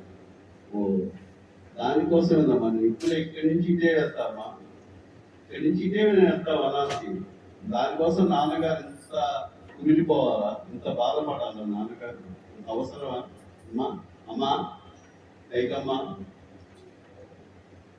అది నువ్వు నన్ను అడిగితే నాన్నగారిని నీకు ఇబ్బంది పెట్టావమ్మా, కానీ నువ్వు కనుక నన్ను అడిగితే ఆయన రామా నువ్వు ఇట్లా నేను భక్తుడికి ఎవరాజు పట్టాభిషేకం చేయాలనుకుంటున్నాను, నువ్వు అడవులకు వెళ్ళాలంటే నేను వెళ్ళేవాడిని కదమ్మా, నువ్వు ఇదే నా మనసు నన్ను అర్థం చేసుకుంది, అంటే నీకు అర్థమయ్యేటట్లు నేను ఉండలేకపోయినానమ్మా, నీ మనసుకు అర్థమయ్యేటట్లు నేను ఉండలేకపోయినానమ్మా అని ఆయన కైకమ్మతో చెప్పి, కైకమ్మంది కదా నువ్వు వెంటనే వెళ్ళాలి, వెంటనే నువ్వు అడవులకు వెళ్ళిపోవాలి, నేను భర్తలకి వెంటనే పిలిపిస్తా, మంత్రుల్ని పంపించి భర్తకి పిలిపించి ఇదే ముహూర్తంలో పట్టాభిషేకం చేస్తా, నువ్వు వెంటనే వెళ్ళిపోవాలి అంటే ఒక దశరథుడు ఏమి పడిపోయినాడు. అక్కడ దశరథుడి పరిస్థితి బాగాలేదు, మూర్ఛ వచ్చి పడిపోయినాడు. పడిపోతే సరే అని రాముడు అక్కడి నుంచి తన కౌశల్య దగ్గరికి వెళ్ళాడు. డైరెక్ట్గా అక్కడి నుంచి సుమంతుడిని తీసుకొని కౌశల్య దగ్గరికి వెళ్ళాడు. కౌశల్య కూడా తెలియదు కదా ఈ సంగతి. కౌశల్య చాలా తన కొడుకు పట్టాభిషిక్తుడు అవుతున్నాడని బ్రాహ్మణులందరికీ చాలా దాన ధర్మాలు చేసి వ్రతం చేసి అవన్నీ చేసుకొని చక్కగా సాంప్రదాయంగా సత్వగుణ సంపన్నమైన కౌశల్యం అంతా నా కొడుకు పట్టాభిషేకం చేస్తాను. యువరాజు పట్టాభిషేకం జరిగిపోతే శుభం జరగాలి, మంగళం జరగాలి, దేవత దీవించాలి. ప్రకృతిలో ఉన్నటువంటి అన్ని జంతుజాలాలు కూడా నా కుమారుని మంచిగా చూడాలి అని చెప్పుకుంటూ ఉన్న సమయంలో శ్రీరాముడు కౌసల్యమాత దగ్గరికి వెళ్ళడం జరిగింది. వెళ్ళిన తర్వాత నాయన వచ్చావా, చాలా సంతోషం, నీ పట్టాభిషేకం జరగబోతున్నది, నువ్వు భోజనం చేయి నాన్న, భోజనం చేయి, ఈ ఆసనం మీద కూర్చోను.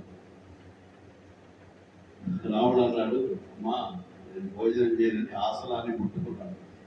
అంటే ఏంటంటే రామాయణంలో మనం నేర్చుకోవాల్సింది అంటే అట్లా అక్కడ ఆసనాన్ని అట్లా ముట్టుకుంటే మనం దాన్ని యాక్సెప్ట్ చేసిన దొరకపోయినా మనం ఇప్పుడు అట్లా ముట్టుకుంటారంతే. అంటే మనం ఇప్పుడు పెద్ద పెద్ద వాళ్ళు అట్లా ముట్టుకుంటారంతే, మనం కొన్ని సందర్భాల్లో చూస్తాం. అందుకని అక్కడ ఆసనాన్ని చేతితో తరినమ్మా, నువ్వు చాలా నాన్నగారు చాలా ధర్మాత్ముడమ్మా, మహారాజు గారు చాలా రాజ్యాన్ని చక్కగా పరిపాలిస్తున్నాడు. మన ఇక్ష్వాకు వంశంలోనే చాలా గొప్పగా నాన్నగారు పరిపాలిస్తున్నాడు. నేను వెళ్ళొచ్చాను. అయితే ఒక వార్త ఇప్పుడు చెప్పాల్సి వస్తుందమ్మా. నాన్నగారు నన్ను 14 సంవత్సరాలు వనవాసం చేయమన్నారు. తమ్ముడు భర్తుడికి పట్టాభిషేకం. ఈ కైకమ్మ 2 వరాలు నాన్నగారిని కోరింది. ఆ 2 వరాలు కోరినప్పుడు నాన్నగారు ఆమెకి మాటిచ్చారు. మాటిచ్చిన తర్వాత ఏమీ తప్పని పరిస్థితి ఉన్నది. నాన్నగారు చాలా దుఃఖితుడై ఉన్నాడు. నాన్నగారిని మేము ఎప్పుడు చూడటం జరగలేదు, చాలా బాధతో ఉన్నాడు. కాబట్టి నేను పితృవాక్య పరిపాలన, నాన్న ఆజ్ఞని తప్పకుండా నేను అమలు చేయాలి.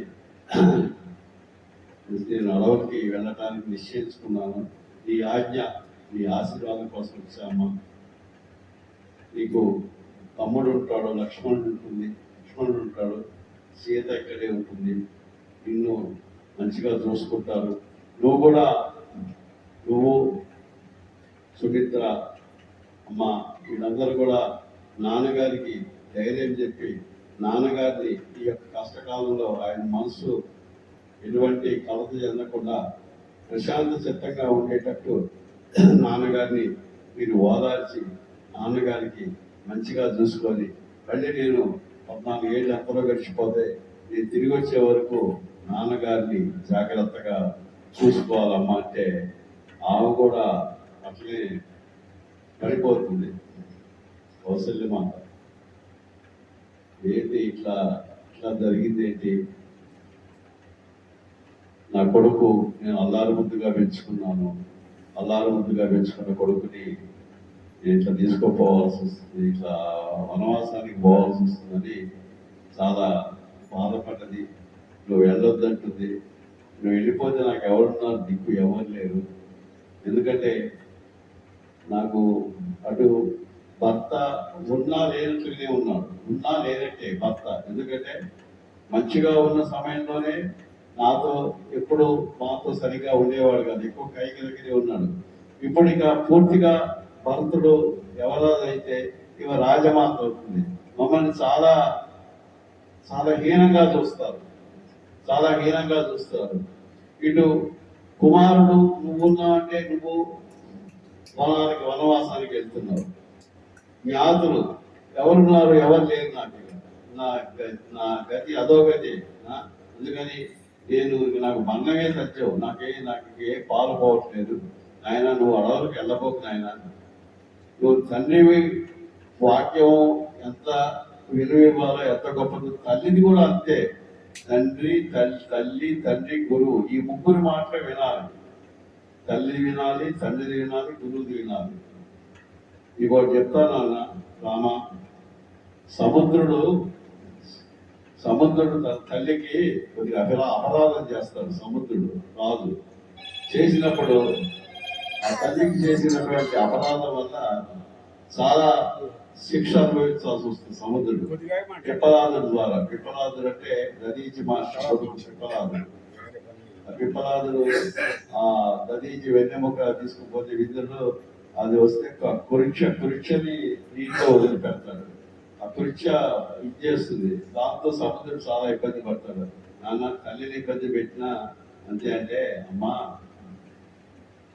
నువ్వు ధర్మం చెప్తున్నా నేను అంటే, రాముడు అంటే ధర్మం అంటే ఒకటి గుర్తుపెట్టుకోవాలి. రాముడు అంటే ధర్మం. రాముడు చెప్పింది ధర్మం. అది వేదోపభ్రమణం. అది వేదంతో సమానమైంది. వేదంలో ఏదుంటే అదే రాముడు చెప్తాడు.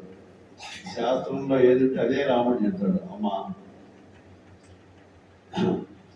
భర్తని వదిలిపెట్టి భార్య ఎట్టి పరిస్థితుల్లోనూ వదిలిపెట్టకూడదు భర్తని. ఇది ధర్మం. ఇది వేదం చెప్పింది, శాస్త్రం చెప్పింది. నువ్వు చాలా నోములు నోస్తావు, నీకు అన్ని ధర్మ సూక్ష్మాలు తెలుసు. అమ్మా నీకు అన్ని ధర్మం తెలుసు, ధర్మశాస్త్రాలు తెలుసు, ధర్మ సూక్ష్మాలు తెలుసు. నువ్వు చాలా నోములు నోస్తావు, విప్రులకి బోర్డుని దాన ధర్మాలు చేస్తావు, యాగాలు చేస్తావు, యజ్ఞాలు చేస్తావు, ప్రతిరోజు ఏదో ఒక కార్యక్రమం చేస్తావు. ఇన్ని చేసిన దానికి తెలవదా అమ్మా నీకు? భర్తని అనుగమించి ఉండాలని తెలవదా? నువ్వు భర్తను వదిలిపెట్టి ఎట్లా నువ్వు ఉండాలి, భర్తతోనే ఉండాలి అంటే ఏమంటుందంటే, రాముడు అడిగినప్పుడు నాయన నేను ఉండలేను, నేను కూడా నీతోనే వస్తా అని ఒక మాట అంటుంది. నేను ఉండలేను, నేను బతకలేను, కాబట్టి నన్ను కూడా అడవులకు నీతో పాటు తీసుకోపో. నాకు యముడు కూడా నన్ను తీసుకోపోవడానికి చేయట్లేదు, అట్లా పోయినా బాగుండేది. కాబట్టి నేను కూడా నీతో వస్తా అంటే, అమ్మా నా ధర్మం నాకుంది, నీ ధర్మం నీకు తల్లి. నా ధర్మం ఏంటంటే పుత్ర ధర్మం. తండ్రి ఏం చెప్తే అది కొడుకు పాటించాలి, అది ధర్మం. అది వేదం చెప్పింది, శాస్త్రం చెప్పింది. అట్లే భర్త నీ వదిలిపెట్టి ఎప్పుడు స్త్రీ వెళ్ళకూడదు. నువ్వు నోచిన నోములు కానీ, వ్రతాలు కానీ, పూజలు కానీ, ఇవన్నీ ఎన్ని చేసినప్పటికీ కూడా భర్తని అనుగమించకుండా ఉన్నట్టయితే అవన్నీ వృధా అని రాముడు చాలా క్లియర్గా చెప్తాడు కౌసల్యమాతకి. నువ్వు ఈ నోములు ఏమీ నోసకుండా ఉన్నా భర్తని సేవిస్తుంటే, భర్తకు కావాల్సింది ధర్మార్థ కామోక్షంగా భర్తని నువ్వు సేవిస్తూ భర్తను అనుగమిస్తుంటే, నువ్వు ఏ నోము నోవకపోయినా నీకు పుణ్యం లభిస్తుంది, నీకు స్వర్గ ప్రాప్తి లభిస్తుంది. కానీ నువ్వు భర్తని అనుగమించకుండా భర్తని వదిలిపెట్టి నువ్వు ఎన్ని నోములు నోచినా అవి నిష్ప్రయోజనం అని ఆమెకు చాలా సున్నితంగా అర్థమయ్యేటట్లు ధర్మ సూక్ష్మాన్ని చెప్తాడు. అట్లే నువ్వు ఎట్లా నేను కూడా అంతే అమ్మా, నేను కూడా పుత్రుడుగా ఆయన ఆజ్ఞని నేను పాటించాలి. నాన్నగారు ఎందుకు వెళ్ళమన్నారో తెలవద్దు, భర్తకి పట్టాభిషేకం కాబట్టి నేను వెళ్తాను, నేను హాయిగా ఉంటాను, నాకేం ఇబ్బంది లేదు. నేను అడవుల్లో హాయిగా ఉంటాను, నేను మరి 14 ఏళ్ళకి వస్తాను, ఇబ్బంది ఏం లేదు, మిమ్మల్ని లక్ష్మణుడు చూసుకుంటాడు అని చాలాసేపు ఆమెతో ఆమె చాలా చెప్తుంది. వద్దు నాన్న, నువ్వు వదిలిపెట్టి వెళ్ళబోకు, ఉండు, ఇక్కడే ఉండు, నువ్వు లేకపోతే నేను బతకలేను రామా, పుట్టక పుట్టేవారు ఇంకో మాట కూడా ఉంటుంది. అసలు పుట్టకపోయినా బాగుండేది రామా, పుట్టకపోతే గొట్రాలు అనేవాడు, ఎప్పుడప్పుడు ఒకదాంతో పోయేది, గొట్రాలు అనేవాడు, అది కూడా రోజర్లు ఎప్పుడో అంటుంటారు. నువ్వు లేదని ఒకటే బాధ ఉంటుంది. ఇప్పుడు బుద్ధి బాధ పెడుతుందో జీవితకాలం, నాకు బుద్ధి బాధ పెడుతున్నాను, పుట్టకపోయినా బాగుండేది మాకు అని అంత కడుపు ఆక్రోశం అన్నమాట. అంటే పాపం మరి రాముడికి ఏం చూసిందంటే, కన్న కొడుక అటు కొడుకు కాకుండా కోడలు కూడా ఇబ్బంది పడాల్సి వస్తుంది. మరి ఆ సీతమ్మ అంటే అసలు మరి ఈ రకంగా చూసుకుంటే మహాలక్ష్మి, లక్ష్మి. కానీ ఆమె ఒక రాజకుమారి, మిథిల నగర్ చక్రవర్తి, మిథిల రాజకుమారికి ఎన్ని భోగాలు. అసలు సూర్యచంద్రులే ఆమె చూడదు, ఎందుకంటే బయటకు వచ్చి పని లేదు అందరితో. అటువంటి ఆమె కూడా ఇంత కష్టాలు ఇప్పుడు నువ్వు పోతే సీత ఎట్లా సీత బతుకుతుందా, నేను బతుకుతాను, ఎవరు బతుకు అని వాళ్ళందరూ చాలా ఆవిడ ప్రాధాయపడతారు. నువ్వు ఉండు, నువ్వు ఇక్కడే ఉండు, నువ్వు పోబోకు అని చెప్తారు. చెప్తే లేదమ్మా నువ్వు ఎన్ని చెప్పినా కూడా నేను ధర్మాన్నే పాటిస్తాను, నేను అధర్మంగా ఉండను. నాన్నగారి మాట తప్పాడు, మాట ఇచ్చి తప్పాడు. ఎవరి వల్ల నా వల్లే తప్పదు. నేను పోకపోతే నాన్నగారు మాట తప్పినట్లే, నా వల్లే మాట తప్పినట్లయింది. కాబట్టి నీకేమీ కాదు, నువ్వు హాయిగా నువ్వు ఆ యొక్క నువ్వు ఏదైతే ప్రతిరోజు పూజలు హోమాలు యజ్ఞాలు చేస్తావు, ఆ విష్ణువుని స్మరిస్తుంటావు, అదే విష్ణువుని స్మరించుకుంటూ హాయిగా నువ్వు కాలం గడుపు. నువ్వు నేను వెంటనే 14 గంటల్లో వచ్చేస్తా. ఇక లక్ష్మణుడు తోడుగా ఉంటాడు, భర్తుడు కూడా చక్కగా చూసుకుంటాడు, భర్తుడికి మంచిగా చూసుకుంటాడు, నాకు ఆ విశ్వాసం ఉంది. భర్తుడు ఎవరాదైనా కూడా నేను మంచిగానే చూసుకుంటాడు, ఉందమ్మా అని అంటే ఇక కష్టం మీద ఏం చేస్తుంది, ఇక తప్పదు. ఇక రాముడు ఎట్లయినా ఉండడు అనేది నిర్ణయం అయిపోయింది. రాముడు ఉండడు, వెళ్ళిపోతాడు. ఇప్పుడు ఏం చేస్తుందంటే ఈ రామాయణంలో 3 శ్లోకాలు ఉంటాయండి, మీ అందరికీ తెలుసు పెద్దలు. ఇవి చాలా ఈ శ్లోకాలు ఏమంటారంటే సత్యన్నపు మూట. కొడుకు పోయేటప్పుడు తల్లి ఎప్పుడైనా కొడుకు ఆకలి చూస్తుంది, వాడు అన్నం తిన్నారా లేదా, నువ్వు యాపిల్ పట్టుబడి ఏదో కొద్ది వాడు ఆకలి. అందుకని ఈ 3 శ్లోకాలు చాలా మంగళకరమైన శ్లోకాలు. అవి ఆ శ్లోకాల్ని ఆ తల్లి చెప్పి నాన్న నీకు అంత శుభాలే జరుగుతాయి అని చెప్పి ఇది ఆమెని నువ్వు హాయిగా ఉంటున్నానా అని చెప్పి చెప్తుంది. ఎన్ మంగళం సహస్రాక్షే సర్వదేవ నమస్కృతే, సర్వదేవ నమస్కృతే వృత్త నాశే సంభవతు తత్తే భవతు మంగళం. ఇది ఒక శ్లోకం. ఇదేంటంటే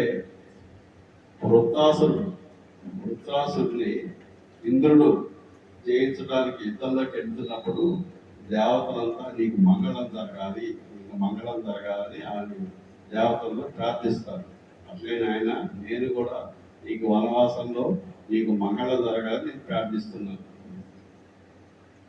యన్మంగళం సుపర్ణశ్చ వినుత కల్పయితా పురం అమృతం ప్రార్థనాయస్య తత్తే భవతు మంగళం. గరుత్మంతుడు వినుత కద్రువ వీళ్ళిద్దరూ కశ్యప ప్రజాపతి భార్యలు. కద్రువేమో పావులకు తల్లి, వినుతేమో పక్షులకు తల్లి. వినుత కొడుకు గరుత్మంతుడు. ఆ గరుత్మంతుడు తల్లి దాస్యాన్ని విడిపించడానికి స్వర్గానికి అమృతం తేవడానికి పోతాడు. అప్పుడు కూడా వినుత మంగళాశాసనం పలుకుతుంది గరుత్మంతుడికి, నాయన నువ్వు అమృతం తేవడానికి పోతున్నావు, నీకు మంగళం జరుగుగాక అని. ఎట్లయితే వినుత గరుత్మంతుడికి మంగళం చెప్తుందో అట్లా నేను కూడా నీకు మంగళం చెప్తున్నాను ఆయన రామ అని కౌశల్యం చెప్తుంది. ఇట్లా ఇంకోటి విక్రమ ప్రక్రమో విష్ణు అస్మి తేజస. ఇంకోటి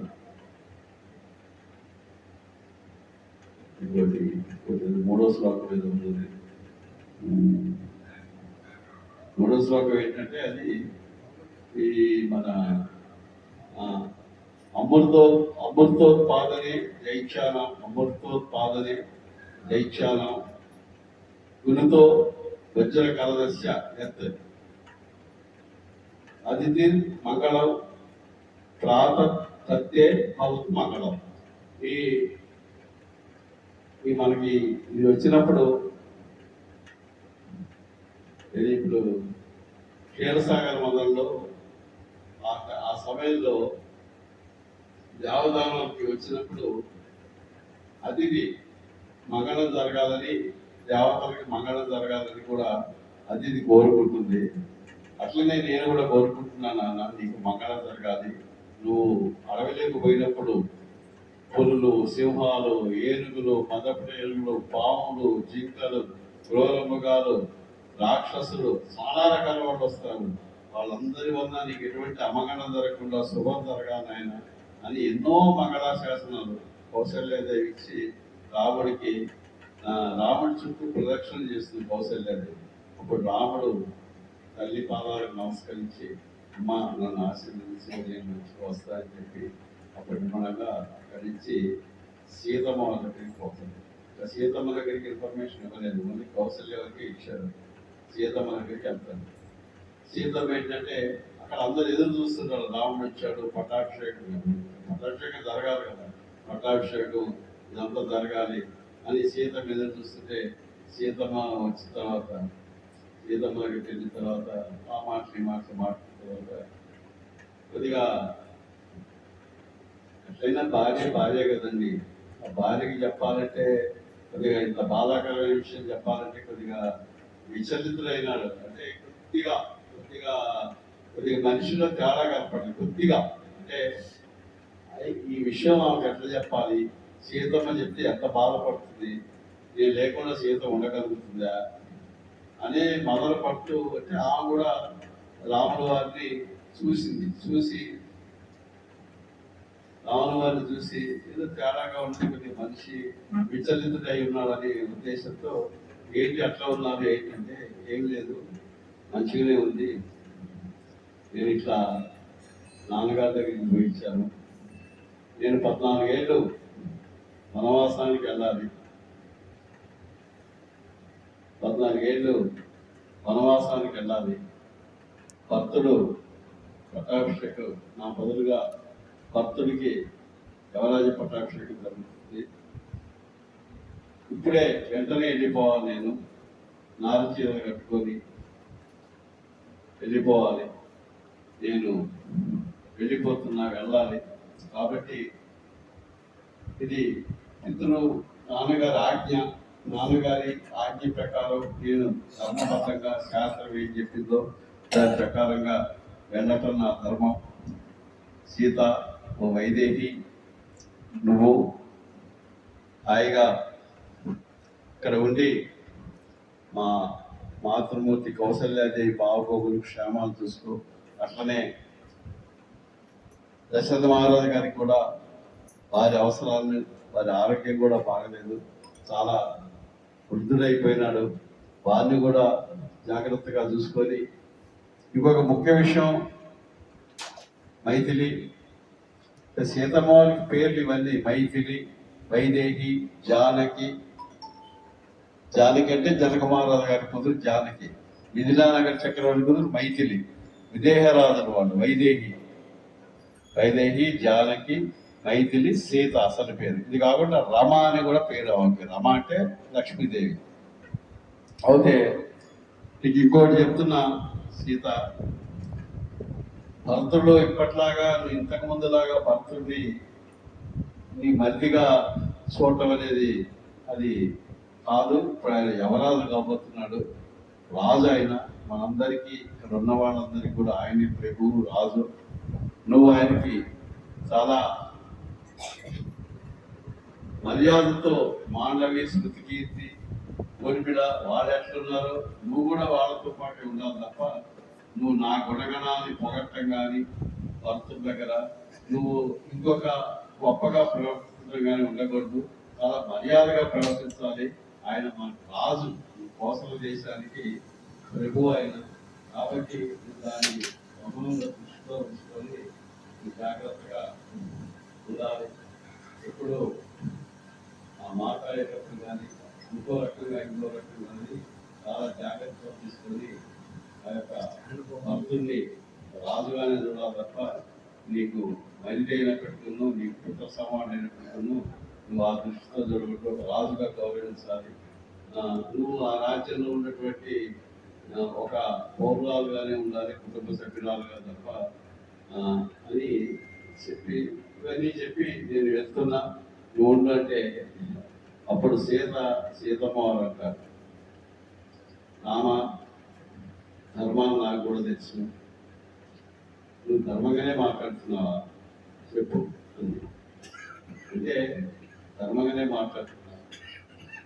మరి మీ నాన్నగారిని వదిలిపెట్టి మీ అమ్మగారు పోవడానికి వెళ్ళేదన్నా ధర్మం ఒప్పుకుంటా. మరి నువ్వు పోతున్నప్పుడు నేను ఇక్కడ ఎట్లుంటా? ఆ ధర్మం నీతో పాటు నేను ఉండాలి కదా, భర్తతో పాటు భార్య ఉండాలి కదా. ఆ ధర్మం అంటే అప్పుడు అది ధర్మమా అధర్మమా కంటే కూడా సీత వైథిలి వైదేహి అక్కడ నువ్వు ఏమనుకుంటున్నావు? ఈ అరణ్యం అంటే చాలా భయంకరంగా ఉంటుంది. దండకారణ్యం, మనం పోయి దండకారణ్యం. దండకారణ్యం ఎట్లా వచ్చిందనేది కూడా మనం ముసరించుకుంటాం. ఇక్ష్వాకు ఇక్ష్వాకు అనేది రాదున్నాం. ఇక్ష్వాకు మనం చదువుకున్నాం కదా. ఇక్ష్వాకుడి కొడుకు పేరు దండు. ఈ దండు ఉంటే వారికి ఆ ఇక్ష్వాకుడు వారికి ఒక రాజ్యం ఇచ్చాడు. వాళ్ళ మధుమంతం అని ఒక రాజ్యంలో పూర్వం తీసుకొని పరిపాలన చేసుకుంటున్నారు. అది శుక్రాచార్యుల వారితో పరిచయాలు ఏర్పడి శుక్రాచార్యుల వారితో ఉండి ఆ శుక్రాచార్యుడు కూతుర్ని చిన్న అమ్మాయిని కూతుర్ని తను ఎత్తుకోపోయి అమ్మాయిని అనుభవించిన తర్వాత శుక్రాచార్యుడు తెలుసుకొని ఏదైతే ఈ పొలం ఉందో దాన్ని నివసించే పొలం దాని చుట్టుపక్కల 100 యోజనాలు. 100 యోజనాలు అంటే ఆ మారీచుడిని కూడా రాముడు 100 యోజనాల దూరంలో కొడతాడు. యోజనం అంటే 12 మైళ్ళు లెక్క. 100 యోజన అంటే 1200 మైళ్ళు. అంటే ఆంజనేయ స్వామి కూడా 100 యోజనాలు దాడతాడు సంవత్సరానికి. అంటే ఈ పురం ఏదైతే మధుమంతమైన పురం దండు పరిపాలించే పురానికి 100 యోజనాల చుట్టూత మట్టి రాళ్ళ వాన పడేటట్టు శాపం పెడతాడు. దాంతో ఏమైంది? మట్టి అంటే అప్పుడు శుక్రాచార్యుడు అంటే ఆయన రాక్షసుల గురువు, మామూలు భృగు మహర్షి కొడుకు. ఆయన శాపాలు పెడితే తిరిగి ఉండదు. మట్టి పడ్డది మొత్తం, మట్టి పడి మొత్తం వాన పడి మొత్తం ఆ పురం అంతా నగరం అంతా మొత్తం మట్టితో నిండిపోయి మొత్తం మట్టి ఆరపడి రాను ఆ కాలక్రమేణా అది అరణ్యం లాగా చెట్లు వచ్చినాయి. అదే దండకారణ్యం. ఆ దండు పేరు మీద వచ్చింది దండకారణ్యం. అది అట్లే ఆ దండకారణ్యం చాలా పులులు ఉంటాయి, మృగాలు ఉంటాయి, ఘోర మృగాలు ఉంటాయి, ఏనుగులు ఉంటాయి, పాములు ఉంటాయి. అవి పాములు ఎట్నుంచి వస్తాయి తెలవదు. ముళ్ళు పొదలు చాలా గందరగోళంగా ఉంటుంది. నువ్వు రావటం అంత సరైన విషయం అయితే కాదు సీత. నువ్వు చక్కగా ఉండాల్సినవి అంత అడవులు అంటే సీతమ్మ అంటుంది, మీరుండగా నాకేం భయం అండి.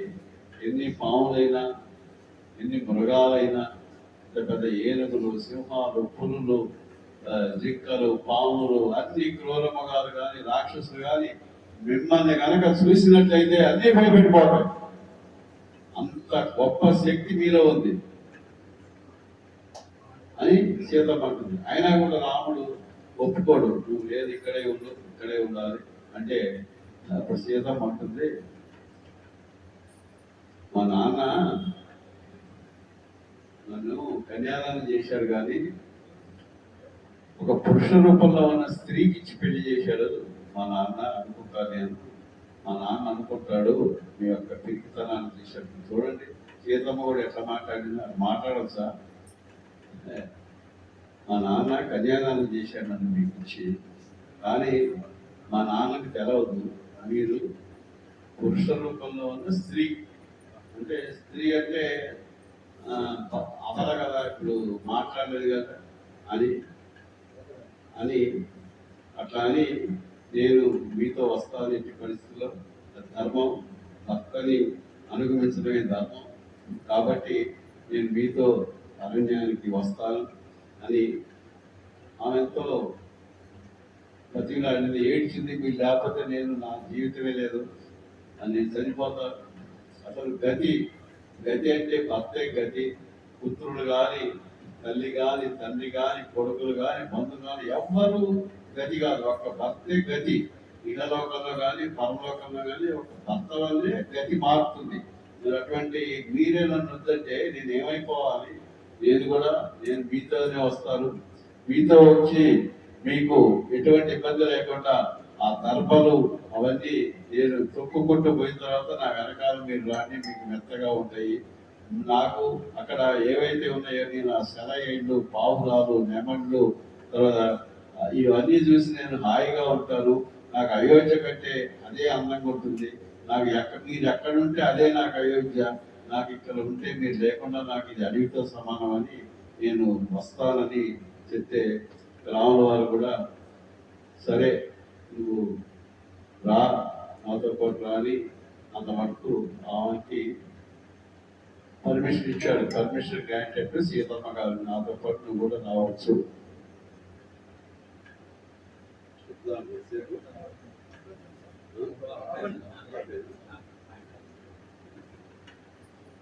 ఓకే, సమయం 7:30 అయింది కాబట్టి మనం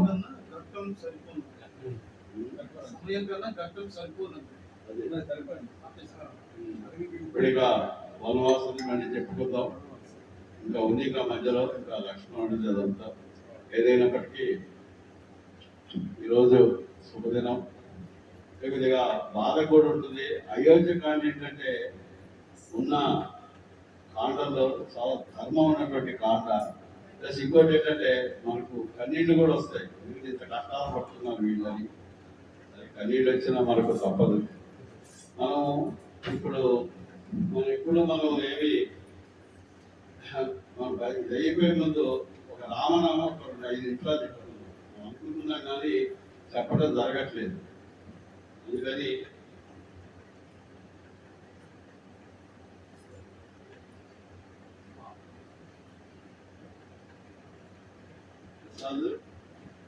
అది బంద్ చేసావా? అది ఫోన్ బంద్ చేసి ఆన్లైన్ ఉందా? రామనామం జీమెయిల్ గూగుల్లో పెట్టి గూగుల్లో రామనామం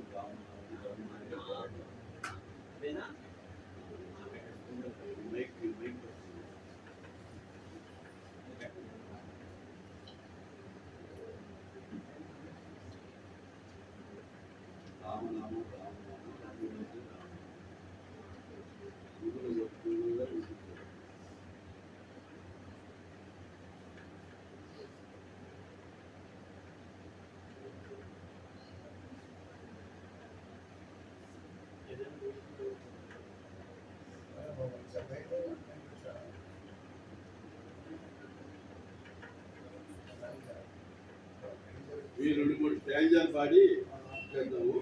నేను రామనామము రామనామము రమ్యమైనది రామనామము. రామనామము రామనామము రమ్యమైనది రామనామము. దారిన వంటిగా నడుచు వారికి తోడు నీడే రామనామము. రామనామము రమ్యమైనది రామనామము.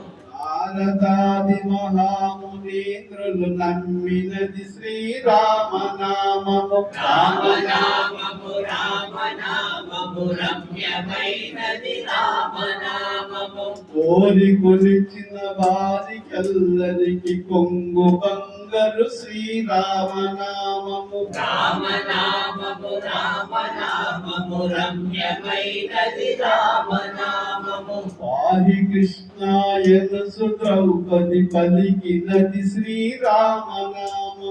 రామనామము రామనామము రమ్యమైనది రామనామము. 6 బిడ్డల సౌఖ్యం కన్నా అధికమైనది రామనామము. రామనామము రామనామము రమ్యమైనది రామనామము. నీవు నేనను భేదము లేకయున్నది శ్రీరామనామము. రామనామము రామనామము రమ్యమైనది రామనామము. అంగపిండ బ్రహ్మాండముల కాధారమైనది శ్రీరామనామము. రామనామము రామనామము రమ్యమైనది రామనామము. రామనామము రామనామము రమ్యమైనది రామనామము రామనామము రామనామము రమ్యమైనది రామనామము జై శ్రీరామ్ జై శ్రీరామ్ జై శ్రీరామ్ జై శ్రీరామ్ చాలా సంతోషం. మంచి వాతావరణంలో ఆహ్లాదకరమైన వాతావరణంలో మనం ఈ యొక్క అయోధ్యకాండలో 2వ రోజు ఒక ఘట్టాన్ని ఆ భగవంతుడు పరమాత్మ కలిగించిన వరకు నేను మీతో చెప్పగలిగాను. మీరు కూడా సౌహృదయంతో పెద్దలు తమ యొక్క విలువైన సమయాన్ని కేటాయించి వచ్చినందుకు ధన్యవాదాలు. ఇప్పుడు ప్రసాద వితరణ ఉంటుంది. ప్రసాద్ గారిని, మోహిని, ఆంజనేయులు గారిని ఆ ప్రసాద వితరణ చేయవలసిందిగా కోరుతూ ఈ ప్రోగ్రామ్ కంక్లూడ్ చేయవలసింది మా కోఆర్డినేటర్ శ్రేష్ఠ గారిని కోరడం జరిగింది. ఇక్కడ కొత్త వాళ్ళు ఒక్కరిని మనకు పరిచయం చేసుకోవాలి. ఇక్కడ వెంకటేశ్వరరావు గారు కొత్త వాళ్ళు ఎవరంటే వాళ్ళని పరిచయం చేసుకుని కొత్త వాళ్ళు వెంకటేశ్వరరావు గారు, విష్ణునాచార్య గారు చెప్తారు. ఈరోజు శ్రీమద్ రామాయణ ప్రవచనం చాలా అద్భుతంగా జరిగింది. చాలా విషయాలు తెలుసుకున్నాము. మనం తెలుసుకున్న విషయాలన్నీ కూడా మనం ఆచరిస్తేనే మన జన్మ ధన్యమవుతుంది. ఆచరణ ముఖ్యం. అయితే ఈ కార్యక్రమానికి ఇచ్చేసిన అందరూ కూడా విద్యలు, మహనీయులు అందరూ చాలా విజ్ఞానం కలిగిన వ్యక్తులు. ఈరోజు ప్రసాద వితరణ మా మిత్రుడు రిటైర్డ్ తహసీల్దార్ గారు సుమూర్తి గారు ప్రేమతో మనకు ప్రసాదాన్ని అందిస్తున్నారు. మనం కూడా అదే ప్రేమతో స్వీకరిస్తాము. తర్వాత ఈరోజు దాదాపు 38 సంవత్సరాల తర్వాత మా మిత్రుడు వెంకటేశ్వర గారిని తెలుసుకోగలిగాను. మేము వేంసూరులో కలిసి పనిచేసాము 1989. వారు ఒక నిమిషం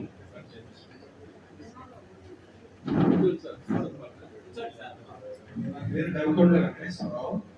నేను గ్రామీణ బ్యాంక్ మేనేజర్గా చేసి రిటైర్ అయ్యాను. మా బావగారు కామేశ్వరరావు గారు, ఉపేంద్రరావు గారు కూడా మాకు చిరకాల మిత్రులు. ఇక్కడికి రావడం నాకు చాలా సంతోషంగా ఉంది.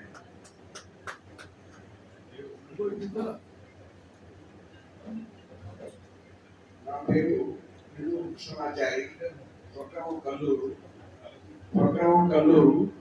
ఇందూరు కృష్ణమాచారి దేవాదాయ ధర్మాదాయ శాఖలో ఎగ్జిక్యూటివ్ ఆఫీసర్గా పనిచేసి రిటైర్ అయ్యాను. 20 ఏళ్ళు అయింది. నేను ఒక చిన్నపాటి రచయితను. ఈ మధ్యనే చతుర్వేదాలు చదివాను. 4 వేదాలు కూడా చదివి సమగ్రంగా చతుర్వేద పరిచయం అనే ఒక బుక్ ఈ నెలాఖరులో రిలీజ్ అవుతుంది. ఈ కార్యక్రమానికి వారి పిలుపుపై ప్రిపేర్ చూద్దామని వచ్చాక చాలా సంతోషం, చాలా బాగుంది. వారి వివరణ యొక్క స్మరణీయ ఈ కార్యక్రమం చాలా సంతోషంగా ఉంది.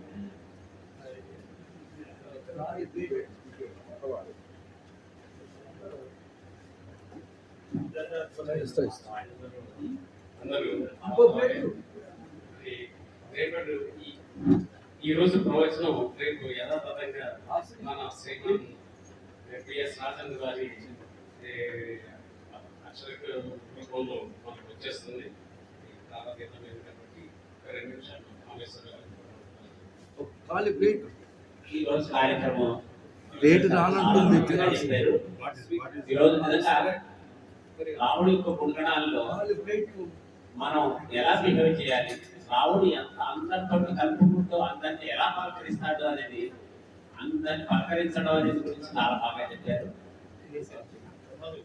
తదుపరి ఎప్పుడైతే కైకేయి ఈ వరాలు అడిగిందో దశరథ మహారాజు యొక్క బాధను కూడా ఆ వ్యక్తపరచడం కూడా అది కూడా చాలా చక్కగా వర్ణించారు ఉపేంద్రరావు గారు. మళ్ళా దండకారణ్యం గురించి కూడా అది మాకు తెలియదు, దండుడు అనే వ్యక్తి గురించి దండకారణ్యం ఏర్పడిందని ఇది కూడా కొత్తగా మేము విన్నాం. దీని గురించి కూడా చాలా బాగా చెప్పారు. ఈ రోజు అందరూ ప్రశాంతంగా జరిగింది. నెక్స్ట్ కార్యక్రమం అడవులకి వెళ్ళడమే కాకుండా దాని గురించి వర్ణిస్తారనేసి ఆశిస్తూ చాలా చక్కగా చెప్పినందుకు ఆశీస్సులు తెలియజేస్తూ